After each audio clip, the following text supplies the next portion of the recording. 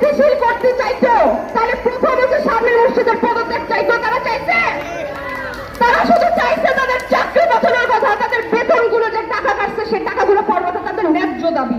ভাই আপনারা যুক্তির সমাধান করেন, আপনাদের কাছে সমাধান নাই, এসব কথা আমরা শুনতে চাই না। যদি সমাধান না থাকে তাহলে কেন বলছিলেন সংস্কার সংস্কার? যদি পুরানো আমলে প্রকল্পের অবস্থায় চলে, যদি পুরানো আমলে যেভাবে প্রকল্প চলতো যে মাঠ কর্মীদের লাথি মেরে বের করে দেয় আর প্রকল্প পরিচালকরা পদে বসে থাকে দিনের পর দিন, যদি সেটাই চলে তাহলে কেন সংস্কারের কথা বলছেন? কেন গণপ্রদানের ম্যান্ডেট নিচ্ছেন? আমরা যে 3 দফা দাবি নিয়ে আজকে মহাসমাবেশ করতেছি, আমরা চাই এই দাবিগুলো অচিরে মেনে নিক এবং এই মেয়েরা একটা লিখিত প্রজ্ঞাপন চায়।